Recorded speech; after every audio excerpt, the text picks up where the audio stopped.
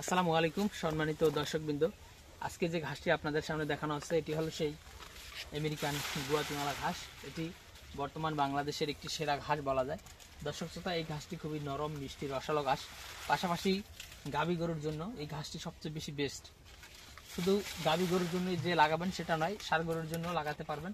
তবে গাভী গরুর জন্য বেস্ট এই কারণে বলেছি যে এই ঘাসে প্রচুর পরিমাণে প্রোটিন রয়েছে।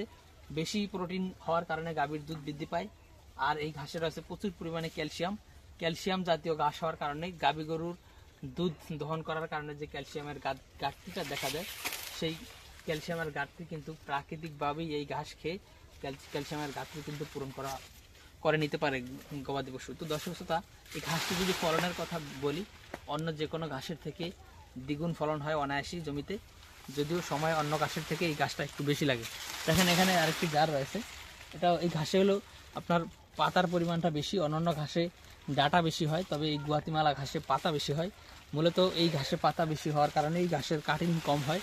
আর কাটিং কম হওয়ার কারণেই খামারিরা যে পরিমাণে এই গুয়াতিমালা ঘাস চাষে আগ্রহী, তার থেকে 5 ভাগের 1 ভাগ কাটিংও কিন্তু কাটিং ব্যবসায়ীদের কাছ থেকে পাওয়া যাচ্ছে না। এই ঘাসের কাটিংটা খুবই সংকট, সেটা আমরাও জানি। অনেকেই আমাদের কাছ থেকে এর আগে আমরা যখন কাটিং ছিল না তখন ফোন দিয়ে এই ঘাসের কাটিং চেয়েছেন, আমরা দিতে পারিনি।